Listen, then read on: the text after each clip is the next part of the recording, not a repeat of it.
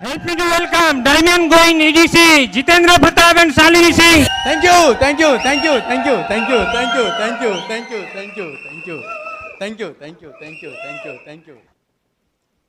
तो एक चीज मैंने सीखी है कि हमारे लाइफ में कभी पैसे की कमी नहीं होती है. हमारे लाइफ में ऐसे लोगों की कमी होती है जो ड्रीमर्स हैं, जो अपने ड्रीम के लिए कुछ भी करने को तैयार हैं. अगर आपने अपनी लाइफ में ऐसे लोगों की सर्किल बना ली, ऐसे लोगों की टीम बना ली जो ड्रीमर्स हैं, जो अपने सपनों के लिए कुछ भी करने को तैयार हैं, तो आपके पास में लाइफ में आपके मरने के बाद भी आपको कभी पैसे की कमी नहीं होगी. तो और ये बिजनेस हमें ये अपॉर्चुनिटी देता है. और ये चीज मैंने अपने बेटे की स्कूल में पढ़ी थी कहीं. जैसे आप सोच रहे होंगे इसको बस फिर मैंने इस बिजनेस से रिलेट किया कि वहां पर लिखा हुआ था कि आपकी लाइफ में पैसे की कमी नहीं होती है, आपकी लाइफ में ऐसे लोगों की कमी होती है जो पैसे के लिए अपने ड्रीम्स के लिए अपना कुछ भी करने को तैयार है, अपने सपनों को अचीव करने के लिए कुछ भी करने. ऐसे लोगों से अगर आपका कम्युनिकेशन, ऐसे लोग अगर आपके साथ में हैं, तो आपको कभी भी पैसे की कमी नहीं होती. मेरे अपलाइन मेंटर ने मुझे एक बात सिखाई थी कि पीपल जो है ना, वो हमारे बेस्ट एसेट है. We build people build businesses. तो अगर एसेट बिल्डिंग की बात हो तो पीपल बिल्डिंग से ज्यादा बड़ा एसेट बिल्डिंग कुछ भी नहीं हो सकता है. मेरे अपलाइन ने जब मैं नया बिजनेस में आया था तो एक चीज और सिखाई थी. We build relationship build partnership. हम रिश्तों का निर्माण करते हैं और रिश्ते से भी प्लेटिनमशिप का भी निर्माण हो जाता है. तो बेसिकली, लेकिन जब हम लोगों के बीच में आते हैं ना, तो लोगों को मैनेज करना इतना इजी नहीं होता है. इसका कारण लोग नहीं कभी होते हैं. इसका कारण सिर्फ एक चीज होता है कि वो किस एजुकेशनल बैकग्राउंड से हैं. क्योंकि जितने लोग आपकी लाइफ में होंगे ना, उनका एजुकेशनल बैकग्राउंड डिफरेंट हो सकता है, उनका फाइनेंशियल बैकग्राउंड डिफरेंट हो सकता है, उनका सोशल बैकग्राउंड डिफरेंट हो सकता है. इनफैक्ट मैं आपको बताऊं, दो भाइयों में जो एक डीएनए लेकर के पैदा होते हैं, फिर बाद में वो अलग अलग दोस्तों के बीच में एसोसिएट करते हैं, इसके लिए भी उनके में बहुत सारे डिफरेंसेज हो जाते हैं. थॉट्स के डिफरेंसेज, उनके लाइफ भी दो अलग अलग डायरेक्शन में चली जाती है. क्यों? क्योंकि उनका जो एसोसिएशन है, जो उनका एसोसिएशन है, जो दूसरे का एसोसिएशन है, इसकी वजह से उनके जो थॉट्स हैं और दूसरे के जो थॉट्स हैं, दोनों भाइयों के थॉट्स अलग अलग हो जाते हैं. ऐसा आपने देखा है या नहीं देखा है? आप अपने सगे भाइयों में आप देखो कि हमेशा कुछ डिफरेंसेस जरूर हो जाते हैं. जबकि पैदा एक ही माँ बाप ने पैदा किया, बचपन हमारा एक ही फाइनेंशियल बैकग्राउंड में बीता, फिर भी स्कूल में भी शायद स्कूलिंग भी एक ही जगह से हुई. लेकिन जिस क्लास में जब हम पढ़ते थे, उस टाइम में जो स्टूडेंट्स थे, जब हमारा भाई क्लास में गया, उस टाइम में जो स्टूडेंट था, वो उनकी जो फैमिली थी, उनका इंपैक्ट भी उन बच्चों के ऊपर, मतलब उन भाइयों के ऊपर पड़ा. कितने लोगों को मेरी बात समझ में आ रही है? क्लियर है? तो लोगों के बीच में लोगों को मैनेज करना, लोगों को हैंडल करना, कोई एक, आप ये नहीं कह सकते हैं ना कि एक तरीका, एक रूल है जिससे आप सभी को मैनेज कर सकते हैं.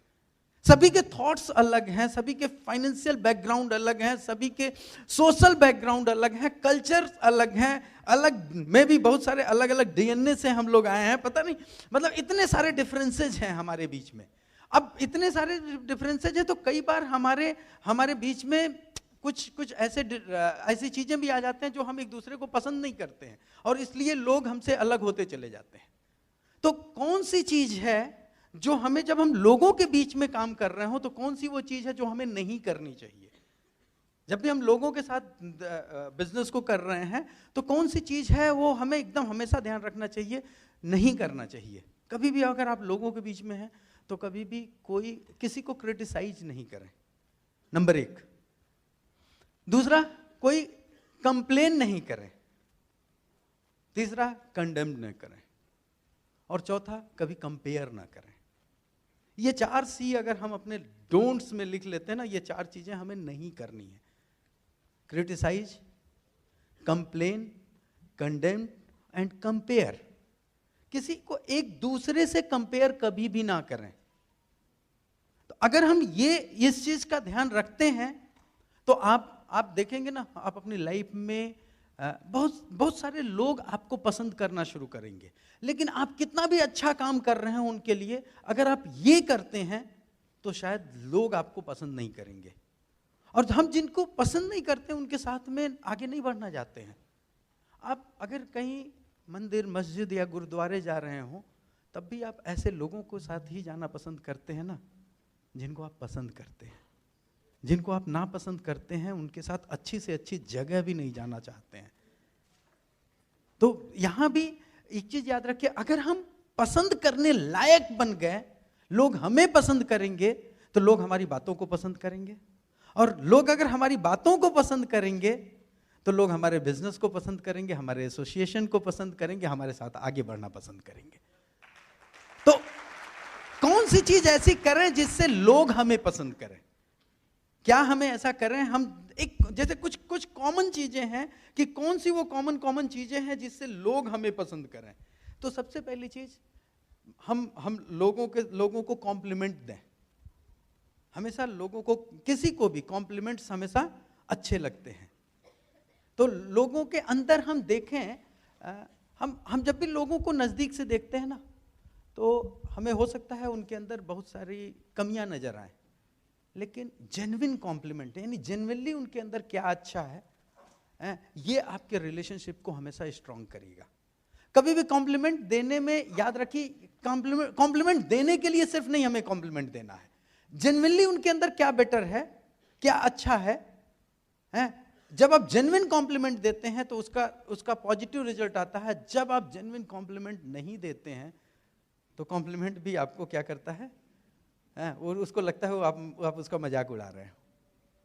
तो इसलिए सिर्फ कॉम्प्लीमेंट देने के लिए हमें नहीं देना है, हमें जेन्युइनली उसके अंदर ढूंढ निकालना है कि इसके अंदर अच्छा क्या है। हम बुराइयां ढूंढने के तो हमारे पास एक्सपर्टीज होती है।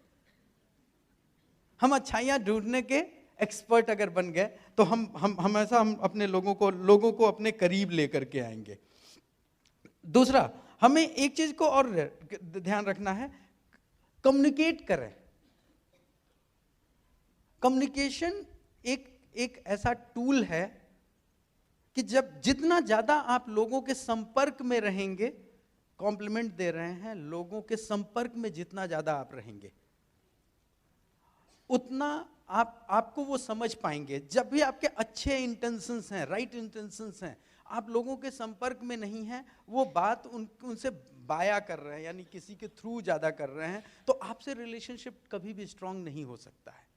तो कम्युनिकेशन एक ऐसा टूल है, संपर्क में रहना एक ऐसा टूल है जो आपको आपके रिलेशनशिप को हमेशा स्ट्रांग बनाएगा, अगर पॉजिटिव इंटेंशंस के साथ में है तो हम कम्युनिकेशन में रहें, हमेशा संपर्क में रहें, रेगुलर बातचीत में रहें लोगों के, और पॉजिटिव इंटेंशंस के साथ उनके अंदर की अच्छाइयां हम देखते रहें, उनके साथ में संपर्क में रहें। तो कॉम्प्लीमेंट दें, कम्युनिकेशन में रहें लोगों के साथ में। और तीसरा, हमारे जो व्यवहार में हमेशा एक कंसिस्टेंसी होनी चाहिए।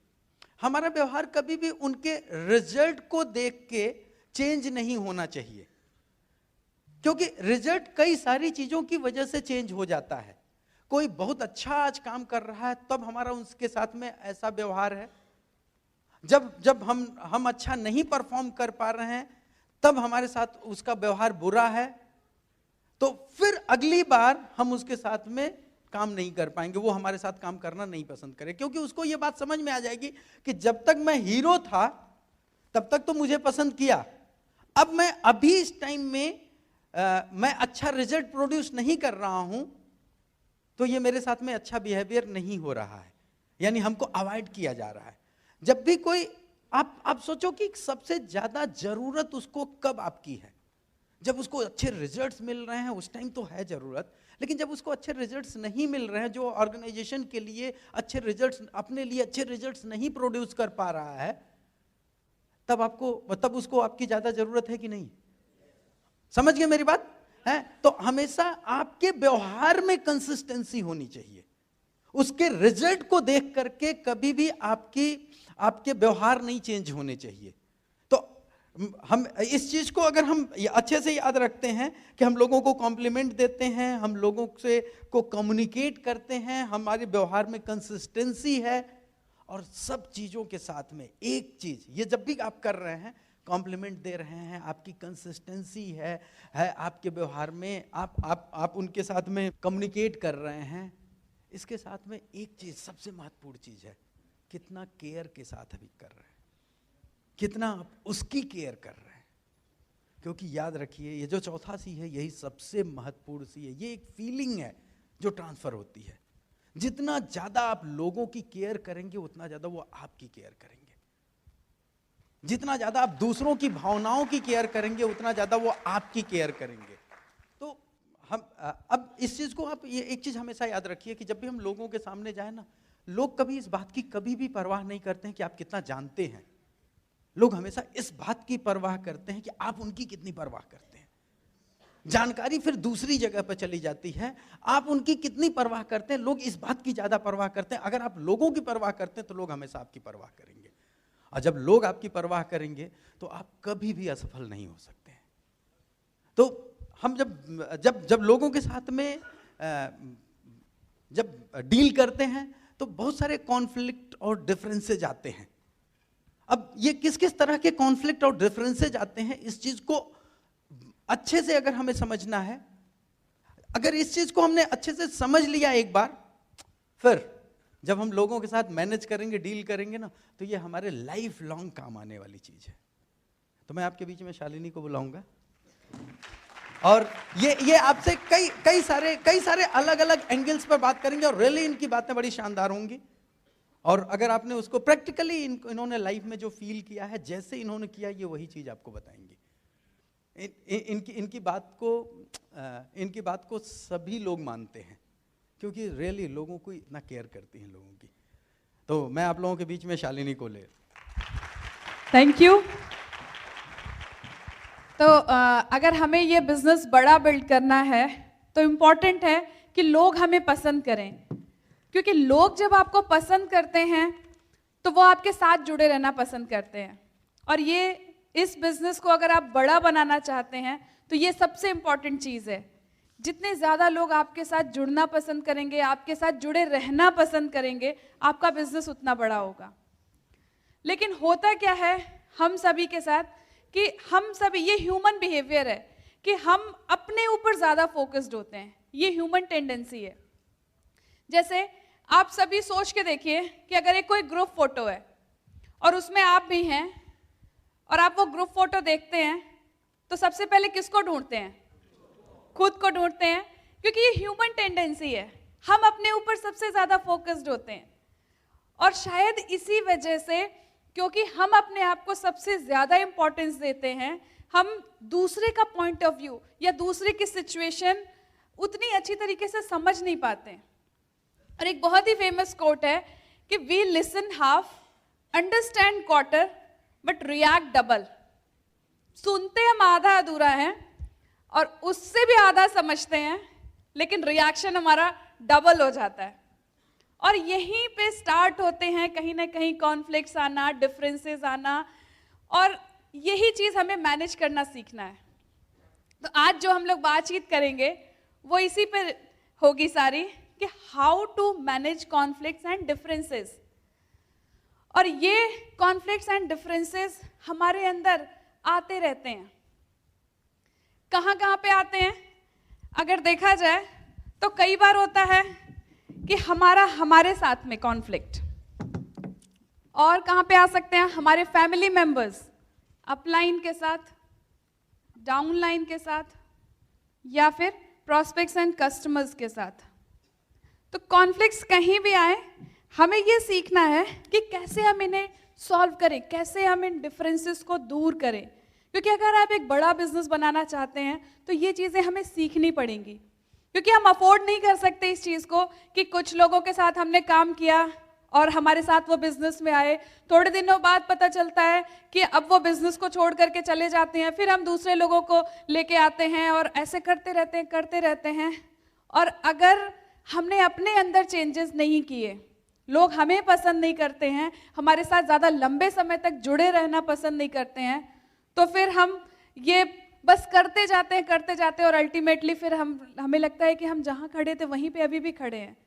तो ऐसा क्यों होता है? ऑर्गेनाइजेशन, अगर हम अपने ऑर्गेनाइजेशन को बड़ा बनाना चाहते हैं तो ये चीज़ें हमें सीखनी पड़ेंगी। तो पहले देखते हैं कि अपने अंदर, हमारे अंदर हमें क्या क्या चीज़ें डेवलप करनी है।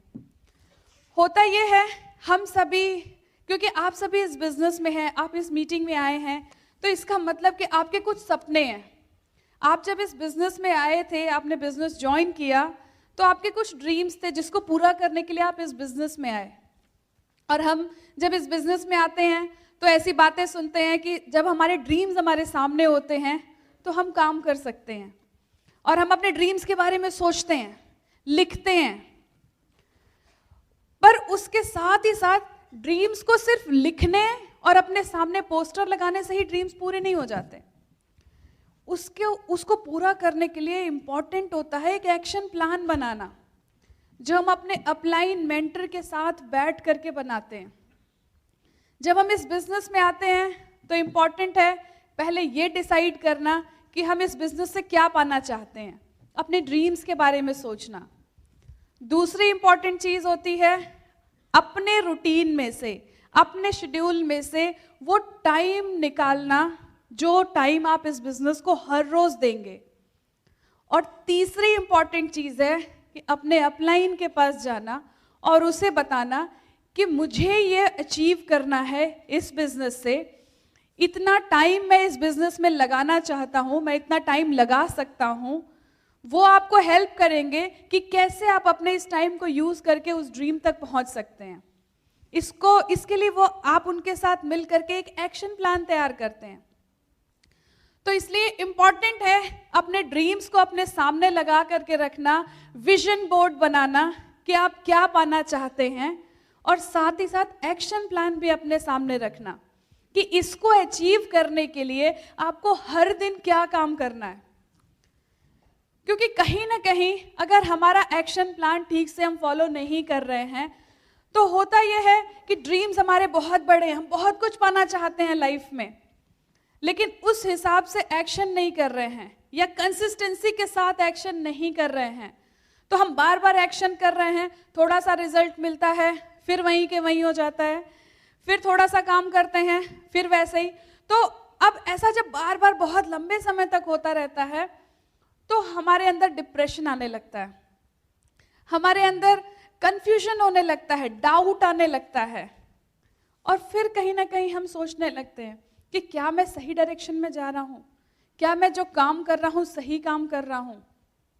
तो धीरे धीरे हमारे अंदर कॉन्फ्लिक्ट्स आने लगते हैं, और इन कॉन्फ्लिक्ट्स को दूर करने का, या ये कॉन्फ्लिक्ट्स आए ही ना, उसके लिए इम्पॉर्टेंट है कि जो हमारा इंटेंशन है, जो हमारे ड्रीम्स हैं, वो और हमारे एक्शंस हमेशा सिंक्रोनाइज होने चाहिए। उससे डेविएशन होना नॉर्मल सी चीज है, हर जगह ये होता है। जैसे एक शिप जब चलता है तो वो एक जगह से चलता है दूसरी जगह पहुंचता है, लेकिन ऐसा नहीं है कि वो बिल्कुल स्ट्रेट लाइन में चलता है, वो हमेशा डेविएट होता रहता है, कभी राइट कभी लेफ्ट, कभी राइट कभी लेफ्ट होता रहता है। लेकिन कैप्टन का यही काम होता है कि जब भी डायरेक्शन थोड़ी सी भी डाइवर्ट होती है उसको वापस से उसको तुरंत करेक्ट करता है। तो यही काम हमें भी करना है कि हमारा ड्रीम है, वहां तक अगर हमें पहुंचना है, उसके लिए एक एक्शन प्लान है। एक्शन प्लान से डाइवर्जन भी कई बार होते हैं, लेकिन हमें करना क्या है कि जल्दी से जल्दी उस डाइवर्जन को फिर से करेक्ट करना है। और जब हम हर रोज इसको करते रहते हैं तो आप जरूर उस ड्रीम तक पहुंचेंगे। तो हमारे अंदर ये कॉन्फ्लिक्ट आए ही ना, उसके लिए जरूरी है कि हमारे सामने हमारा ड्रीम होना चाहिए, साथ ही साथ हमारा एक्शन प्लान होना चाहिए, जिसके लिए आपके अपलाइन आपकी हेल्प करेंगे। और साथ ही साथ कई बार हम एक्शन भी कर रहे होते हैं, फिर भी जैसा रिजल्ट चाहते हैं वैसा नहीं मिल रहा है, और अगर ऐसा बार बार हो रहा है तो कहीं ना कहीं हमें अपनी स्किल को भी शार्प करना जरूरी है। हो सकता है कि हमें रिजल्ट इसलिए ना मिल रहा हो कि हमें अपने स्किल्स को और डेवलप करना है, और उसके लिए आप ट्रेनिंग्स में आते हैं। अपने अंदर कॉन्फिडेंस बढ़ाने के लिए ज़रूरी है सब्जेक्ट की ज़्यादा नॉलेज होना और ज़्यादा प्रैक्टिस करना। तो अपने स्किल्स को हम इम्प्रूव करते हैं और एक्शन प्लान को फॉलो करते हैं, तो ड्रीम्स, अब हमारे ड्रीम्स ज़रूर पूरे होंगे। तो इसलिए हमारे अंदर कभी कोई कन्फ्यूजन, कभी कोई डिप्रेशन, कभी कोई कॉन्फ्लिक्ट ना आए, इसके लिए ज़रूरी है कि हमारे इंटेंशंस और एक्शंस हमेशा सिंक्रोनाइज होने चाहिए। दूसरी चीज़ जो हमें अपने अंदर करेक्ट करनी है कि कई बार, क्योंकि मैंने जब बात स्टार्ट की तो यही कि हम सभी अपने ऊपर ज़्यादा फोकस्ड होते हैं, तो हमारा जो सोचने का पॉइंट ऑफ व्यू है हम उसको हमेशा सही मानते हैं, और क्योंकि हम सही सोच रहे हैं तो हम दूसरे का जो पॉइंट ऑफ व्यू है बहुत बार हम उसकी तरफ से सोच नहीं पाते हैं। और ऐसा हर जगह होता है, हर एक इंसान अगर अपनी तरीके से ही सोच रहा है तो दो लोग जब मिलते हैं, बातें करते हैं, इंटरेक्ट करते हैं, तो वहाँ पे डिफरेंसेस आना बहुत सिंपल सी बात है, कॉमन सी बात है। और अगर हमारे अंदर ईगो ज़्यादा है तो हम अपने पॉइंट ऑफ व्यू को पकड़ के बैठे रहते हैं, हम कोई फिर दूसरी चीज़ सुनने को तैयार नहीं होते, और यही चीज़ हमें लाइफ में बहुत पीछे ले जाती है। क्योंकि जब भी हमारा ईगो बड़ा होता है, हम कोई चीज़, नई चीज़ सुनने को, सीखने को तैयार नहीं होते हैं, तो हम जहाँ हैं वहीं तक रहते हैं। तो इसलिए ईगो नहीं होना चाहिए हमारे अंदर, बल्कि अपनी सेल्फ रिस्पेक्ट को हमें बढ़ाना है। अब दोनों में क्या डिफरेंस होता है? जब ईगो ज़्यादा बड़ा होता है तो हम किसी और की बातें सुनने समझने को तैयार नहीं होते, कोई नई चीज़ सीखना नहीं चाहते, दूसरे के पॉइंट ऑफ व्यू से देखना नहीं चाहते, और यही चीज़ें हमारी सक्सेस के रोड को ब्लॉक करती हैं। सेल्फ रिस्पेक्ट का मतलब जब आपके अंदर कॉन्फिडेंस होता है, आप जो हैं वो हैं, आप अपनी स्किल्स के ऊपर बिलीव करते हैं, और जब आपके अंदर ये विश्वास होता है कि आप अपनी इन स्किल्स को यूज़ करके आप अपने ड्रीम्स को पूरा कर सकते हैं, अपने ऊपर कॉन्फिडेंस होता है, वो आपकी सेल्फ रिस्पेक्ट को बढ़ाता है। अब्राहम लिंकन जब पहली बार ऑफिस में पहुंचे, अपने प्रेसिडेंट होने के बाद ऑफिस में पहुंचे, तो क्योंकि वो, आप लोगों को शायद मालूम हो कि वो बहुत ही गरीब बैकग्राउंड से आए थे, उनके फादर शू मेकर थे, और उसके पहले कोई ऐसी पोस्ट पे पहुंचा नहीं था यूएसए के अंदर। तो वहाँ के जो सो कॉल्ड जो रईस लोग थे, जो सोशली अप लेवल वाले लोग थे, उन्हें ये बात बिल्कुल अच्छी नहीं लग रही थी कि कैसे एक शू मेकर का बेटा इस पोस्ट पे, प्रेसिडेंट के लेवल पे कैसे पहुंच सकता है। तो जब वो फर्स्ट डे वहाँ पे पहुँचे तो एक आदमी उठा, और जो कि एक रिच एरिस्टोक्रेट था, और उसने क्या कहा कि मिस्टर लिंकन, आपको ये नहीं बोलना चाहिए कि आपके फादर मेरी फैमिली के लिए शूज बनाया करते थे। तो लिंकन ने क्या कहा? लिंकन ने स्माइल किया और बोला, मैं जानता हूं कि मेरे फादर आपकी फैमिली के लिए जूते बनाते थे, क्या आपको कोई शिकायत है? क्योंकि जहां तक मुझे पता है, मेरे फादर एक क्रिएटर थे, वो अपना काम बहुत अच्छी तरीके से करते थे, वो अपनी पूरी सोल को अपने काम में लगा देते थे। तो इसीलिए उनके काम में पूरी लाइफ में कभी भी कोई शिकायत नहीं आई। लेकिन फिर भी अगर आपको शिकायत है तो मैं भी जूते बनाना जानता हूं, मैं आपके लिए नए जूते बना के दे दूंगा। तो ये मैंने क्यों आप लोगों से शेयर किया कि जब एक इंसान का ईगो बड़ा होता है तो वो कैसे रिएक्ट करता है। अगर उनका ईगो बड़ा होता, जिसका ईगो बड़ा होता है, वो क्या करता है, उसके साथ कोई ऐसी सिचुएशन हो तो सबसे पहले जो आता है वो गुस्सा, और हमारा रिएक्शन जो है वो ऐसा होता है कि बस सामने वाले को किस तरीके से, जितना उसने मुझे हर्ट करने की कोशिश की, उससे डबल हर्ट मैं उसको करूं, उससे डबल उसकी इंसल्ट करूं। और अगर हम इस तरीके से करते हैं तो कभी भी लोग हमें पसंद नहीं करेंगे। लेकिन ईगो को बिना बड़ा किए, अगर आपकी सेल्फ रिस्पेक्ट हाई है, जैसे कि मैंने स्टोरी में आपसे शेयर किया, तो आप सही तरीके से बिहेव करते हैं, आप सही तरीके से रिस्पॉन्ड करते हैं, और लोग आपको पसंद करते हैं। तो इसलिए ज़रूरी है कि हमें कभी भी ईगो को लेके नहीं बैठना चाहिए कि मैं, उसने कैसे मुझे ऐसे बोल दिया, मैं कैसे, या दो लोगों में आपस में अगर कोई कंफ्यूजन हुआ तो मैं क्यों माफ़ी मांगूं, मेरी क्या गलती है। ये चीज़ें हमें नहीं सोचनी चाहिए, क्योंकि कभी हमेशा जब भी कोई ईगो कॉन्फ्लिक्ट आए तो आप ऐसे सोचिए कि हमारे जब नेल्स बढ़ जाते हैं तो हम क्या काटते हैं, नेल्स काटते हैं, उंगलियां, नेल्स काटते हैं।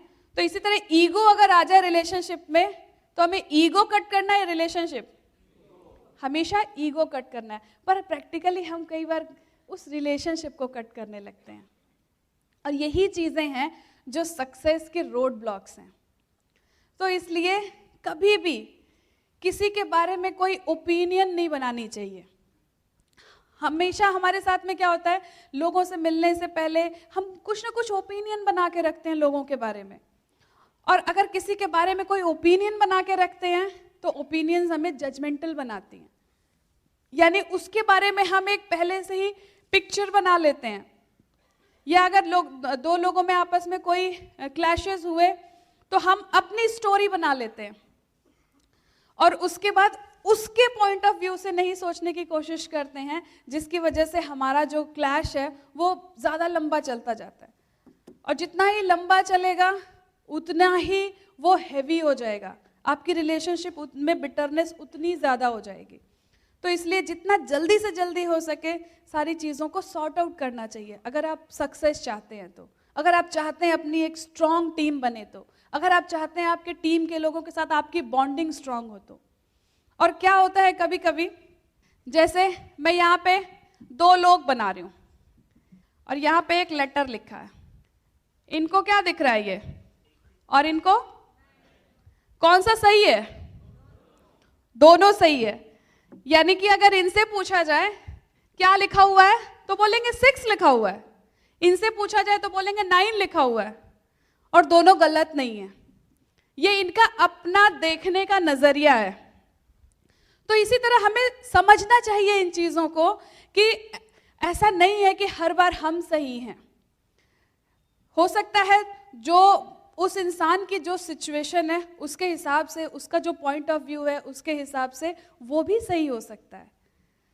तो हमें पहले तो ये समझना है कि हमेशा ऐसा नहीं है कि सिर्फ हम सही हैं, लेकिन उसके अलावा अगर आपके पास बहुत सारे डाउन लाइन्स हैं और आपको बताना है कि ये वाला रास्ता ज़्यादा अच्छा है, तो आप क्या कर सकते हैं, आप अपने डाउन लाइन को या अपने जिसको भी आप दिखाना, बड़ा पर्सपेक्टिव दिखाना चाहते हैं, आप इनकी जगह पे जाके इनको अपने साथ यहाँ ले आ सकते हैं और बड़ा विजन दिखा सकते हैं।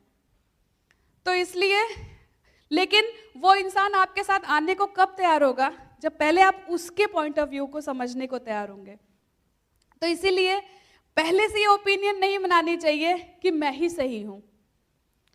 हमेशा जो दूसरा, जो सामने वाला है, उसके पॉइंट ऑफ व्यू से उसकी जगह जा करके भी जब आप सोचेंगे तब आप देखेंगे कि बहुत सारे कॉन्फ्लिक्ट्स तो अपने आप ही खत्म हो जाएंगे। और इसके साथ ही साथ हमेशा बॉडी लैंग्वेज हमें पॉजिटिव रखनी है। और बॉडी लैंग्वेज कोई ऐसी चीज़ नहीं है कि आप कोशिश करके पॉजिटिव कर लेंगे, कि आपने सोचा मुझे पॉजिटिव बॉडी लैंग्वेज दिखानी और वो हो जाएगी। उसके लिए हमें फील करना है, फील पॉजिटिव। आप जब अंदर से पॉजिटिव फील करते हैं, अंदर से कॉन्फिडेंट फील करते हैं, तो आपकी बॉडी लैंग्वेज अच्छी होती है। क्योंकि आप सब कुछ कर रहे हैं, आप ड्रेस कोड को फॉलो करते हैं, आप अच्छे से ड्रेसअप होकर के स्मार्ट दिख रहे हैं, लेकिन अगर आपके अंदर कॉन्फिडेंस नहीं है तो बॉडी लैंग्वेज आपकी वो चीज़ शो करती है। और इसीलिए अच्छी सब्जेक्ट नॉलेज लीजिए, कॉन्फिडेंट बनिए। जब आप कॉन्फिडेंट बनेंगे तो आपकी बॉडी लैंग्वेज पॉजिटिव होगी, और आपकी बॉडी लैंग्वेज आपके बारे में सबसे ज़्यादा बोलती है। कहा जाता है कि कम्युनिकेशन, जब आप किसी से मिलते हैं तो कम्युनिकेशन का सिर्फ 7% वो होता है जो आप वर्ड्स बोल रहे हैं, 93% होता है कि वो आपने किस तरीके से बोला, आपका टोन कैसा था, आपकी बॉडी लैंग्वेज कैसी थी, आपका आई कांटेक्ट कैसा था, आपका हैंड मूवमेंट कैसा था। और ये सारी चीज़ें मिला के वो आपका कम्युनिकेशन होता है, आपके एक इम्पैक्ट बनता है। तो इसलिए फील करिए, फील पॉजिटिव। जो भी चीज़ें आपके पास में हैं, आपके पास ये बिजनेस है, बिजनेस के बारे में ज़्यादा इन्फॉर्मेशन लीजिए, सब्जेक्ट नॉलेज को और थॉरो करिए, ज़्यादा सीडीज सुनिए, ज़्यादा बुक्स को पढ़िए, ज़्यादा ट्रेनिंग्स में आइए, जहाँ पे आपको सब्जेक्ट नॉलेज अच्छी मिलेगी और आप सीख सकेंगे कि कैसे आप लोगों के साथ में अच्छे से डील कर सकते हैं, कैसे आप लोगों को अपनी बातें समझा सकते हैं। तो ये कुछ चीज़ें थी जो हम अपने ऊपर काम कर सकते हैं। अगर आप इन चीज़ों को, ये छोटी छोटी चीज़ें हैं, कोई ऐसी मुश्किल चीज़ नहीं है, ये छोटी छोटी चीज़ें हैं जिन्हें आप ध्यान देंगे, अगर इनके ऊपर आप काम करेंगे, अपने स्किल्स को निखारेंगे, तो आप देखेंगे कि आपका जो ड्रीम है और जो एक्शन है वो धीरे धीरे सिंक्रोनाइज होता जाएगा। धीरे धीरे आपका जो एक्शन है उसके ज़्यादा अच्छे रिजल्ट्स मिलेंगे, जिसकी वजह से आप अपने ड्रीम्स तक जल्दी पहुंच जाएंगे। तो ये छोटी छोटी चीज़ें हैं जिन्हें हमें अपने ऊपर काम करना है। फिर कॉन्फ्लिक्ट्स आते हैं अपनी कई बार फैमिली मेंबर्स के साथ में। फैमिली में अगर देखें तो सबसे ज़्यादा कॉन्फ्लिक्ट्स आते हैं हमारे हस्बैंड एंड वाइफ के बीच में, क्योंकि अगर देखा जाए फंडामेंटली तो भगवान ने जब बनाया एक मेल को और एक फीमेल को, तो दोनों को बिल्कुल सेम नहीं बनाया। बहुत सारी चीज़ें दोनों की बहुत डिफरेंट हैं। और कई बार होता है चूँकि हमें ये चीज़ें मालूम नहीं होती हैं, हम सोचते हैं क्योंकि हम अपने ऊपर ज़्यादा फोकस्ड होते हैं, हम अपने बारे में सबसे ज़्यादा सोचते हैं, तो हमें लगता है कि जो सामने वाला इंसान है उसको भी उसी तरीके से सोचना चाहिए, उसको भी उसी तरीके से बिहेव करना चाहिए।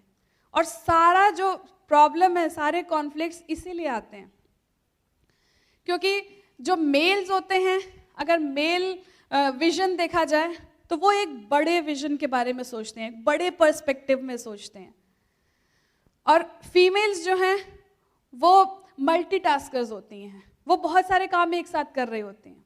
इसको आप ऐसे समझ सकते हैं कि जो फैमिली में जो मेल मेंबर है वो एक बड़े ड्रीम के लिए काम कर रहा है, लेकिन बच्चे के स्कूल में पीटीएम में भी तो जाना है, ऐसे शॉपिंग करके सामान भी तो घर में ले आना है, घर को मैनेज करना है, घर को ठीक ठाक रखना है। तो ये सारे छोटे छोटे काम हैं।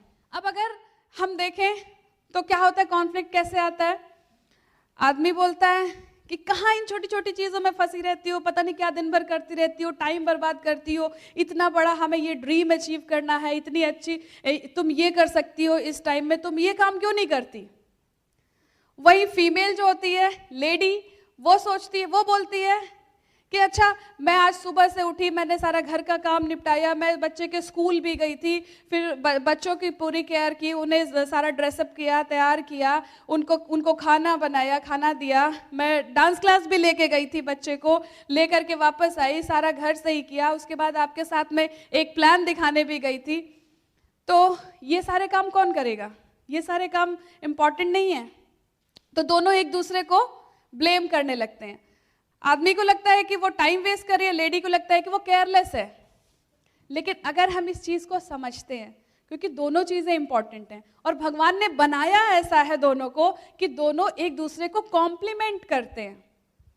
तो अगर एक बार हम इस चीज़ को समझ लेते हैं कि भगवान ने हमें ऐसा बनाया है कि हम एक दूसरे को कॉम्प्लीमेंट करते हैं, यानी एक की जो चीज़ स्ट्रांग है दूसरे की दूसरी चीज़ स्ट्रांग है।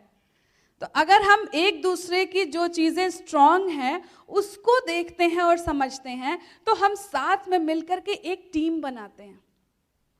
और नहीं तो क्या होता है कि हम एक्सपेक्ट करते रहते हैं कि वो भी मेरी तरह बिहेव करे, और चूंकि वैसा है नहीं तो वहाँ पे हम आपस में झगड़े करते रह जाते हैं और हमारा बहुत सारा टाइम इन्हीं चीज़ों में चला जाता है।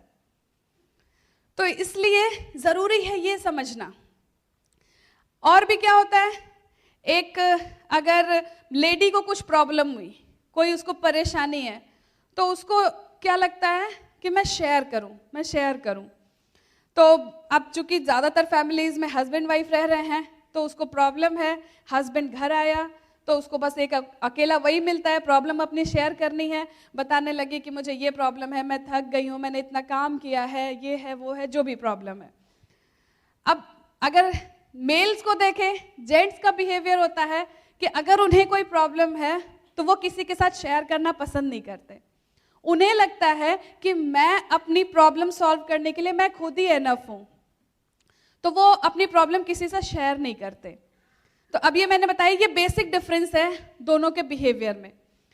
तो अब लेडी को अगर प्रॉब्लम है, हस्बैंड घर आया, ढेर सारी प्रॉब्लम्स बताई, तो हस्बैंड को क्या लगता है कि अच्छा तुम्हारे कहने का ये मतलब है कि तुम्हें ये प्रॉब्लम है, तुम थक गई हो, तुमने ज़्यादा काम किया, मीन्स कि ये सब मेरी वजह से हुआ, और वहाँ पे कॉन्फ्लिक्ट शुरू हो जाता है। अब इसको उल्टा भी देखते हैं, अगर आज कोई जो हस्बैंड है उसको कोई प्रॉब्लम है, कोई टेंशन है, कोई ऑफिस का काम है, कोई ऐसा स्ट्रेस है, वो घर आता है तो चूंकि उसे अपनी प्रॉब्लम शेयर करना पसंद नहीं है, वो चुप रहता है। तो वाइफ कहती है क्या बात है, कोई प्रॉब्लम है? तो हस्बैंड कहता है नहीं नहीं कुछ नहीं है, कुछ नहीं है। अच्छा, थोड़ी देर बाद चाय लेके आए, नहीं कोई तो बात है, कुछ तो प्रॉब्लम है, आप बता नहीं रहे हैं। फिर वो कहता है नहीं नहीं कोई बात नहीं है। फिर वो हर थोड़ी थोड़ी देर पे वो पूछती रहती है कि नहीं आप ऐसे तो नहीं रहते हैं, आप इतना चुप तो नहीं रहते हैं, क्या बात है मुझे बताइए, ये है वो है, 10 ऑप्शन गिनाती। और वो होते होते होते तो फिर क्या होता है, ये ब्लास्ट हो जाता है। तो अब तो ये क्यों हुआ? क्योंकि दोनों का प्रॉब्लम को हैंडल करने का, सॉल्यूशन निकालने का पैटर्न डिफरेंट है। वो लेडी बार बार क्यों पूछती है? क्योंकि उसे लगता है कि जब मैं अपनी प्रॉब्लम शेयर करती हूँ किसी से तो मुझे रिलीफ मिलता है, तो मैं इसकी प्रॉब्लम अगर पूछ रही हूँ, मेरा हस्बैंड प्रॉब्लम में है तो मैं उसको रिलीफ देना चाहती हूँ, इसलिए वो पूछ रही है। और क्योंकि हस्बैंड को मतलब बीइंग अ मेल, उसको ये लगता है कि मैं अपनी प्रॉब्लम खुद सॉल्व कर सकता हूँ, तुम इसमें क्या कर सकती हो, तो वो बताना नहीं चाहता। क्योंकि अपनी प्रॉब्लम शेयर करने में जेंट्स अपने आप को वीक फील करते हैं और वो अपनी वीकनेस शो नहीं कर सकते। तो उन्हें लगता है कि तुम मुझे कमजोर समझती हो, तुम मेरी प्रॉब्लम सॉल्व करोगी। तो इस तरीके से कुछ कुछ कॉन्फ्लिक्ट्स आते हैं। अब अगर इसको हम समझते हैं कि नहीं ये बेसिक डिफरेंस है, तो किस तरीके से हम बिहेव करेंगे कि अगर वाइफ को कुछ प्रॉब्लम है, हस्बैंड से शेयर किया, तो हस्बैंड को क्या करना है कि हाँ ठीक है मैं समझता हूँ, तुम कर सकती हो, उसको थोड़ा सा मोटिवेट करना है, बस दैट्स इट। वाइफ को कोई सोल्यूशन नहीं चाहिए उसी टाइम। जैसे क्या होता है, वाइफ जॉब करके आई, बहुत थकी हुई है, और बोले आपने एक कन्वर्सेशन में शेयर कर रही हूँ, अपने हस्बैंड से बोला कि यार मेरी जॉब ना बहुत, मैं इसमें स्ट्रेस्ड हो जा रही हूँ, मैं बहुत परेशान हूँ। तो चूंकि जेंट्स का पैटर्न होता है, प्रॉब्लम है, किसी ने बताया, तुरंत सॉल्यूशन दे दो, खत्म करो। तो वो बोलेगा अच्छा तुम बहुत थक जाती हो, तुम्हारी जॉब लगता है तुम्हें परेशान कर दी है, जॉब छोड़ दो। तो वो क्या बोलेगी, अरे नहीं नहीं मुझे अपनी जॉब पसंद है। तो वो बोलेगा कि ठीक है फिर करो। तो फिर अचानक हो गया कि अरे यार मेरी मम्मी की तबीयत खराब है, मैं जा नहीं पा रही हूँ वहां पे। तो वो हस्बैंड क्या बोलेगा कि तो मैं क्या करूं, मैं ही मना कर रहा हूं क्या? तो यानी कि वो उसको एक प्रॉब्लम अगर वो बताती है तो उसको तुरंत सॉल्व करनी है। ये जेंट्स का पैटर्न होता है। लेकिन इसके बदले वो क्या कर सकते हैं कि हाँ सही बात है, तुम थक जाती होगी जॉब में, तुम्हें थोड़ा और रिलैक्स करने की ज़रूरत है। या अगर मम्मी के पास नहीं जा पा रही हो, अरे यार जा नहीं पा रही हो, फ़ोन कर लो, हमें चलना चाहिए। ऐसे अगर वो रिप्लाई करते हैं तो वाइफ को अच्छा लगेगा। वही उल्टा है, अगर हस्बैंड आया घर में, उसे कोई प्रॉब्लम है, तो बार बार पिंच करने की बजाय आप उनको थोड़ी देर छोड़ दीजिए, उनकी पसंद का काम करने दीजिए। उनको बार बार तंग मत करिए कि क्या प्रॉब्लम है, क्या प्रॉब्लम है। और क्या होता है, एक और टेंडेंसी होती है वाइफ्स की, पूछते हैं क्या सोच रहे हो, क्या सोच रहे हो। और जेंट्स के साथ ऐसा होता है कि ऐसा भी होता है वो कभी कुछ भी नहीं सोच रहे होते हैं, तो वो क्या बताएं कि मैं क्या सोच रहा हूं। तो उसको एक्सेप्ट करिए कि हाँ सही में हो सकता है उस टाइम में वो कुछ नहीं सोच रहे हों। और भी कुछ और भी डिफरेंसेस होते हैं। हस्बैंड को एक नमक का पैकेट खरीदना है, वो गाड़ी से उतरेगा, खरीदा, नमक का पैकेट उठाया, बिलिंग कराई, वापस गाड़ी में। लेडीज क्या होती है, नमक खरीदना है, पहले जाएंगे, बीच में देखेंगे कि अच्छा किड्स वाला सेक्शन भी है, वहाँ पे सेल चल रही है, तो पहले वो देख लिया, फिर भाई अपने कपड़े और एक्सेसरीज को बिना देखे भले ही नहीं खरीदने हैं, बिना उसको एक्सप्लोर किए तो शॉपिंग पूरी हो नहीं सकती, तो वो करेंगे। फिर सारा पूरा स्टोर होम सेक्शन देख लिया, क्या नया आया है, क्या ट्रेंड में चल रहा है, पूरा वो सब देखा, फिर नमक का पैकेट उठाया और वापस। टाइम लगेगा 2 घंटे, हस्बैंड को लगेंगे 5 मिनट। तो ये हमें समझना चाहिए कि ये बेसिक डिफरेंसेस हैं। जब हमें ये पता नहीं होता है तो हम आपस में झगड़ा करते हैं, लड़ाई करते हैं। लेकिन जब एक बार आपको ये चीज़ें पता होती हैं कि ऐसा भगवान ने इसलिए बनाया है ताकि दोनों एक दूसरे को कॉम्प्लीमेंट करें, तो जब आप एक दूसरे की सिचुएशन को, उनके थॉट प्रोसेस को समझने की कोशिश करते हैं, तब आप एक टीम बनते हैं। और इसीलिए इस बिजनेस का बहुत फेमस कोट है कि what is your dream and how is your home team. Home team को स्ट्रॉन्ग करने के लिए जरूरी है कि पहले ये समझें कि आप एक दूसरे की स्ट्रेंथ हैं, आप एक दूसरे को कॉम्प्लीमेंट करते हैं, तब आपकी एक स्ट्रॉन्ग बॉन्डिंग होगी, एक स्ट्रॉन्ग टीम बनेगी। तो और जब आपकी एक स्ट्रॉन्ग टीम बनती है तो आप बहुत तेजी से सक्सेस को अचीव करते हैं। आप ऐसे ही सोचिए, लेडीज से बात करूंगी कि कई बार होता है लेडीज ऐसा सोचती हैं कि ये तो हस्बैंड का बिजनेस है, तो जब एक भी कुछ भी काम किया तो लगता है कि हस्बैंड के ऊपर कुछ एहसान कर रहे हैं कि आज मैंने बिजनेस का ये काम किया है। और पता चलता है कि कभी हस्बैंड आए और वो बताना आपको भूल गए थे कि आज शाम को आपको यहाँ पे जाना है, और वो घर में आए और बोलते हैं कि बस जल्दी से तैयार हो जाओ, 10 मिनट में हमें यहाँ पे जाना है। उसी टाइम में क्या होता है, लेडी बिल्कुल वो भी उतनी तेजी से रिएक्ट करती है कि पहले से क्यों नहीं बताया, मुझे इतना सारा काम पड़ा है, बच्चे को ये करना है, घर में ये करना है, मैं कैसे तैयार हो जाऊं, मुझे पहले से बताना चाहिए। तो वहां पे क्या है कि आपने एक नेगेटिव डिस्कशन करके अपना टाइम वेस्ट किया। तो अब बहुत बार होता है कि लेडीज को मीटिंग्स में, सेमिनार्स में ले आने के लिए उनके हस्बैंड्स को एफर्ट करना पड़ता है कि इस मीटिंग में चलो, बहुत अच्छा होगा, ये स्पीकर आ रहे हैं, ये है वो है। आप सोचिए, एक सिचुएशन ये है कि जहाँ पे आपके हस्बैंड या अपलाइन आपको मोटिवेट कर रहे हैं, अपलाइन लेडी आपको मोटिवेट कर रही है कि इस मीटिंग में आ जाओ, ये है वो है। और दूसरी सिचुएशन कि आप दोनों बहुत मोटिवेटेड है बिजनेस के लिए, हस्बैंड बहुत सारे लोगों को कॉल कर रहे हैं और उनको मीटिंग के प्रमोशन कर रहे हैं, वो मीटिंग में लेके आ रहे हैं, आप भी अलग से लोगों के साथ मिल रहे हैं, प्रमोट कर रही हैं, और आप भी 3-4 लोगों को मीटिंग में ले आ रहे हैं, हस्बैंड भी 5-6 लोगों को मीटिंग में ले आ रहे हैं। तो कौन सा वाला सिनेरियो बेटर है, पहला वाला या दूसरा वाला? कौन सी वाले में आप ज्यादा जल्दी सक्सेस को अचीव करेंगे? दूसरे वाले में। तो इसलिए हमें क्या करना है, मोटिवेटेड रहना है।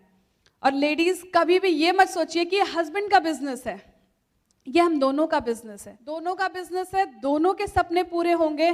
फिर इस बात से कोई फर्क नहीं पड़ता कि आज मेरी तबीयत कैसी है, आज घर में काम ज़्यादा है, आज किसी का बर्थडे है, आज नींद नहीं पूरी हुई है, इन सब चीज़ों से कोई फर्क नहीं पड़ता, क्योंकि रिवॉर्ड्स आप दोनों लोग एंजॉय करेंगे, दोनों साथ मिलके इस बिजनेस को बिल्ड करेंगे, तो आप बहुत तेजी से और बहुत जल्दी इस बिजनेस को बिल्ड करेंगे। और साथ ही साथ आप सक्सेसफुल होते हुए आप अपने घर में खुशियाँ लेकर के आएंगे, क्योंकि इंसान का अल्टीमेट गोल होता है हैप्पीनेस।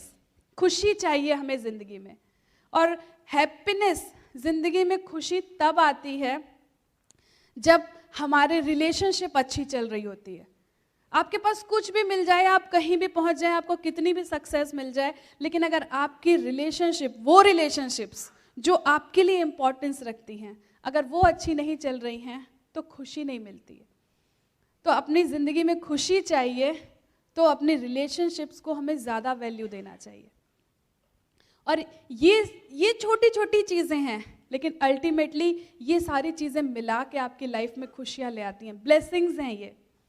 तो अपनी लाइफ में अगर आप चाहते हैं कि ज़्यादा ब्लेसिंग्स मिलें, तो हमें अपने ओपिनियन, अपने पॉइंट ऑफ व्यू के साथ साथ दूसरे के पॉइंट ऑफ व्यू, उसकी सिचुएशंस को भी समझने की कोशिश करनी चाहिए। फिर आप एक स्ट्रॉन्ग टीम बनाएंगे और बहुत बड़ी सक्सेस अचीव करेंगे।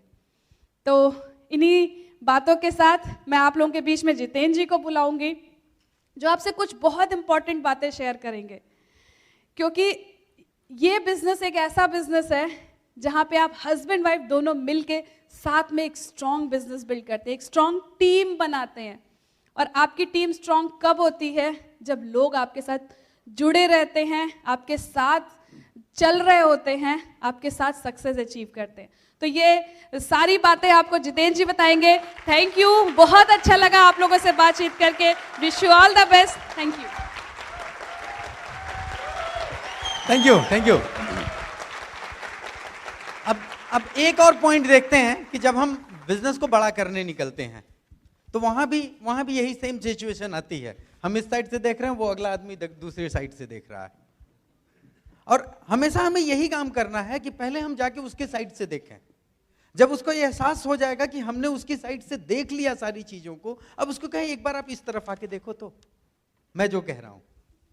तो ये इतना ही सिंपल है बिजनेस में, लेकिन हम इसे कॉम्प्लिकेटेड बना देते हैं क्योंकि हम उसके नजरियों को नहीं समझते हैं। और फिर दूसरी चीज, हमारी स्किल्स नहीं है कन्वर्सेशन की। तो इस स्किल में हमेशा याद रखिए कि सबसे ज्यादा इंपॉर्टेंट है आपका बॉडी लैंग्वेज, सबसे महत्वपूर्ण है आपका बॉडी लैंग्वेज। जब आप बात कर रहे हैं ना, तो आपके सबसे ज्यादा प्रभावी आपके इंटेंशंस होते हैं। तो हमेशा राइट इंटेंशंस के साथ में काम करिए, राइट बॉडी लैंग्वेज के साथ में काम करिए। और बहुत सारी ऐसी किताबें हैं जो आपको सिखा सकती हैं बॉडी लैंग्वेज और स्किल्स के बारे में। जैसे आप how to win friends and influence people, आप लोग सभी लोगों ने पढ़ा होगा। क्वेश्चंस आर द आंसर्स, आप सभी लोगों ने पढ़ा होगा। बॉडी लैंग्वेज बुक आप सभी लोगों ने पढ़ा होगा।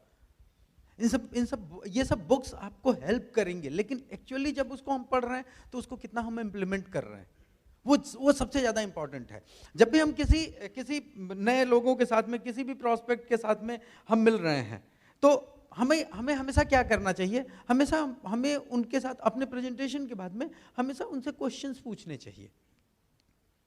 अब जब आप क्वेश्चंस पूछते हैं, से एक एग्जांपल लेते हैं, कभी प्रोस्पेक्ट्स के बीच में या नए कस्टमर्स के बीच में आप जब जाते हैं, उनसे क्वेश्चंस पूछते हैं, तो प्रोडक्ट्स के बारे में या बिजनेस के बारे में जनरली क्या सवाल आते हैं? अब फटाफट बोलो जो सवाल आपको आते हो। प्रोडक्ट्स महंगे हैं, और टाइम नहीं है, और मैं नहीं कर सकता है, और मेरे रिलेटिव्स ने किया था वो नहीं कर पाए, और बच्चे छोटे हैं, और बच्चे बड़े हैं। और अब आप सोचते जाओ, सारे सवाल सोचते जाओ। आप उनसे कभी भी एक चीज हमेशा याद रखो, सवाल पूछते वक्त आपका कभी ये नहीं कि आप बोलो अभी मैं जवाब देने वाला हूं। ये एटीट्यूड नहीं होना चाहिए। अच्छा, अब उसके नजरिए से सोचे, अच्छा आप ऐसे, मतलब प्रोडक्ट्स महंगे हैं, बिल्कुल, हम कहां कर रहे हैं प्रोडक्ट्स सस्ते हैं?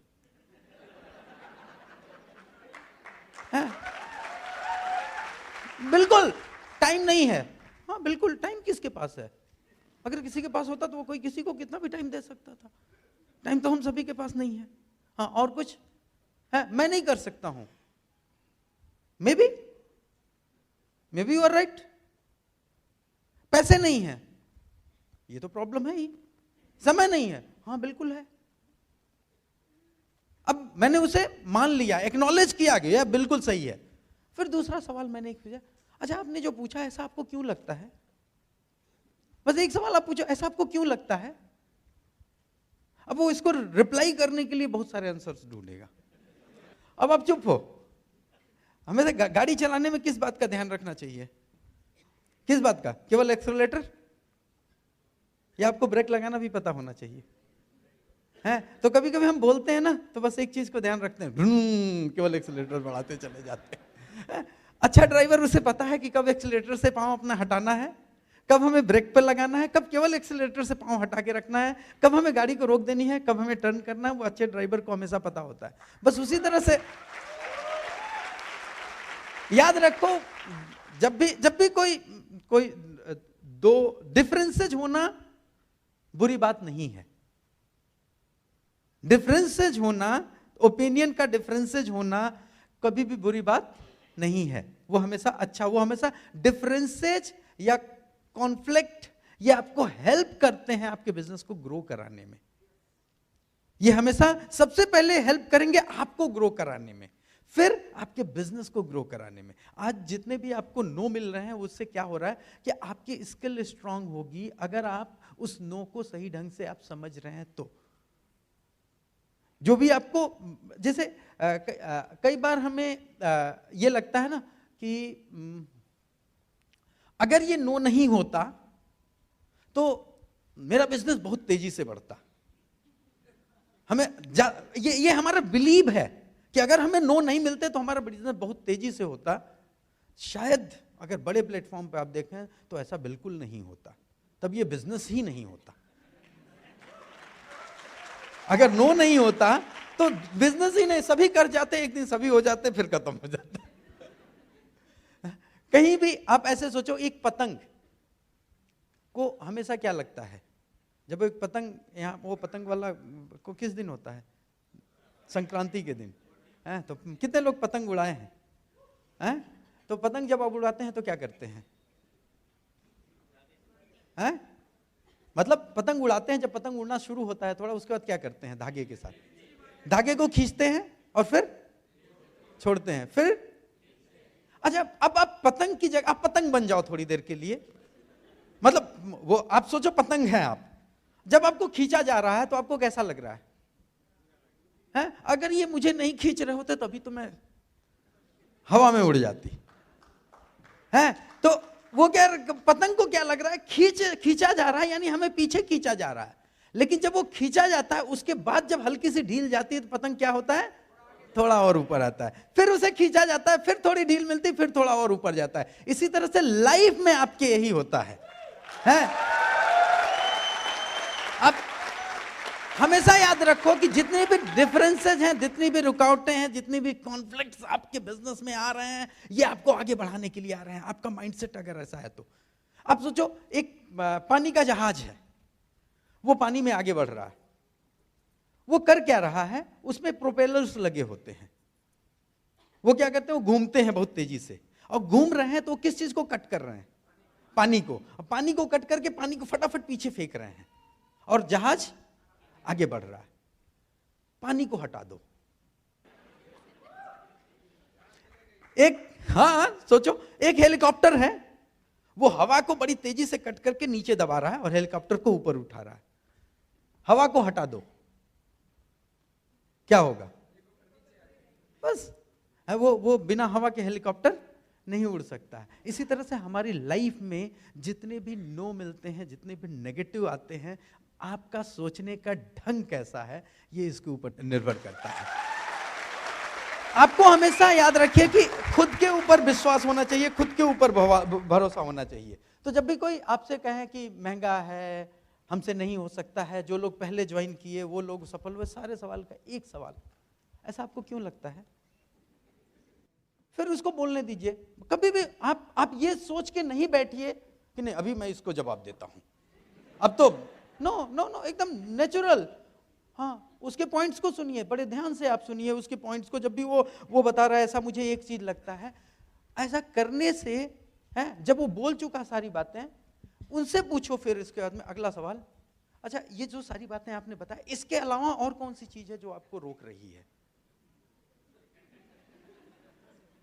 मतलब इतनी सारी बातें बताया आपने, कौन सी मुख्य चीज है जो आपको रोक रही है? इसके अलावा भी कुछ और है या इसमें कौन सी मुख्य चीज है?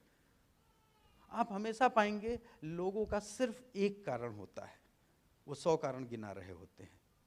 जब आप उनके एक कारण को पा जाएंगे ना, कोई भी कॉन्फ्लिक्ट और डिफरेंसेस जितने भी बड़े हो गए रहे, अंत में वो होता है सिर्फ एक छोटी सी वजह होती है बस। अब वहां पर उस चीजों को कैसे आप सॉल्व करते हैं, यही आपकी स्किल है। वहां पर भी आप उसके जो भी डिफरेंसेस, जो भी उसका ओपिनियन है, उसको वेलकम करिए। फिर आप उसके दूसरे पहलू को बताइए, अपना ओपिनियन बताइए कि ऐसा आप जो कह रहे हैं बिल्कुल सही कह रहे हैं, पहले मुझे भी ऐसा लगता था, या पहले मेरा एक दोस्त और था वो भी ऐसे ही सोच रहा था, लेकिन जब उसने इस चीज को देखा, इस चीज को समझा, ये लिटरेचर पढ़ा, ये वीडियो देखा, ये सीडी सुना, उन्होंने ये किताब पढ़ी, तो उसका ओपिनियन थोड़ा चेंज हो गया। अगर अगर आप सोचो कि इतनी सी किताब पढ़ के, ये सीडी सुन करके, या ये मीटिंग अटेंड करके, या इनसे मिल करके आपका ये ओपिनियन इस तरह का ओपिनियन बन जाए, मैं नहीं कर सकता हूं का ओपिनियन मैं कर सकता हूं का ओपिनियन बन जाए, तो आपको अगर ये बेनिफिट मिले तो आपके लिए कैसा रहेगा? सिंपल, और कुछ भी नहीं। किसी भी तरह के, मतलब अगर आपके पास में डाउनलाइन के साथ में ये दोनों चीजें कर सकते हैं आप प्रोस्पेक्ट, कस्टमर और डाउनलाइन के साथ किसी भी तरह के डिफरेंसेज हैं, आप उसको खत्म कर सकते हैं। और हमेशा याद रखिए, आपके पास में जब भी डाउनलाइन के साथ काम कर रहे हैं ना, तो आपके पास हमेशा टूल्स होने चाहिए, हमेशा टूल्स होने चाहिए। जब भी आप अपनी बात खत्म करिए, अपनी मीटिंग खत्म करिए, कोई टूल उन्हें जरूर दीजिए, जरूर रिकमेंड करिए। आपकी कोई भी मीटिंग बिना किसी टूल रिकमेंडेशन के नहीं खत्म होनी चाहिए। अगर आप जब भी कोई मीटिंग खत्म कर रहे हैं, एक सही टूल दे करके आप उसकी मीटिंग खत्म कर रहे हैं और उसको कह रहे हैं आप इसे स्टडी करो, इसको कहते हैं हमेशा थर्ड पार्टी अप्रोच। नहीं तो आप आमने सामने की लड़ाई लड़ रहे हैं और उसको कहो कि मैंने जब ये पढ़ा, मैंने जब ये सुना, आपका जो ओपिनियन था, या मेरे दोस्त का भी यही ओपिनियन था, या मेरे इनका भी यही ओपिनियन था, जब मैंने इसको पढ़ा, जब मैंने इसको सुना, तो मेरा ओपिनियन थोड़ा चेंज हुआ और इससे मुझे ये बेनिफिट मिला।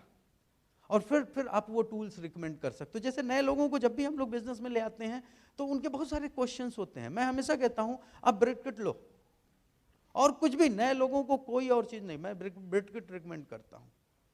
आप ब्रेड किट लो, इसको आप स्टडी करो, पहला 1 महीने में 2-3 बार आप स्टडी कर जाओ इसे, और हम लोग रेगुलर मिलते रहेंगे और इसके बारे में डिस्कशन करते रहेंगे।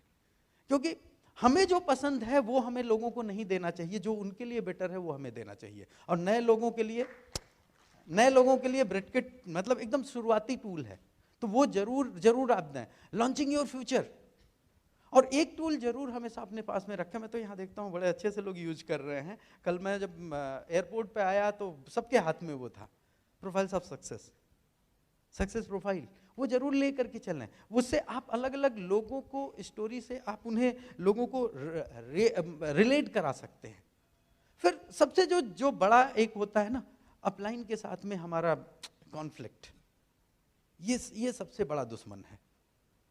तो इसको हमेशा एक चीज याद रखें कि इस बिजनेस में हमारे लिए सबसे बड़ा एसेट है हमारा अपलाइन।